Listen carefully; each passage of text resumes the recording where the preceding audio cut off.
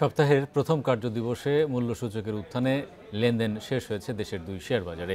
Dhaka stock exchange ডিএসসির প্রধান সূচক বেড়েছে 31.84 পয়েন্ট, শেয়ার দর বেড়েছে 46 ভাগ বেশি প্রতিষ্ঠানের। তবে আগের দিনের চেয়ে কমেছে লেনদেন।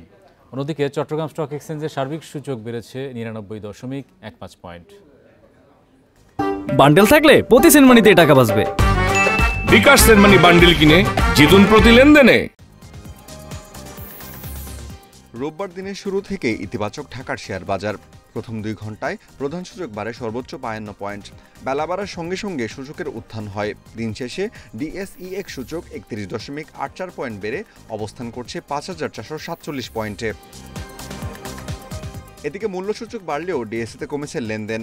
আজ মোট লেনদেন হয়েছে 619.28 লাখ টাকা। আগের দিনের চেয়ে লেনদেন কমেছে 89 কোটি টাকা। হাত বদলে অংশে নেওয়া 395টি কোম্পানি ও মিউচুয়াল ফান্ডের মধ্যে দর বেড়েছে 183টির, কমেছে 147টির প্রতিষ্ঠানের এবং অপরিবর্তিত রয়েছে 65 প্রতিষ্ঠানের শেয়ার দর। সবচেয়ে বেশি লেনদেন হওয়া প্রতিষ্ঠানের তালিকায় প্রথম অবস্থানে আছে সিভিও, দ্বিতীয় সোনালী পেপার এবং তৃতীয় অবস্থানে আছে সামিট অ্যালায়েন্স।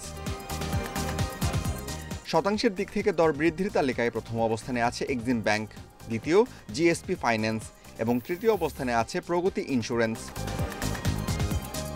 অন্যদিকে চট্টগ্রাম স্টক এক্সচেঞ্জে সার্বিক সূচক 99.15 পয়েন্ট বেড়ে অবস্থান করছে 15,179 পয়েন্টে। লেনদেন হয়েছে 10,90,00,000 টাকার শেয়ার।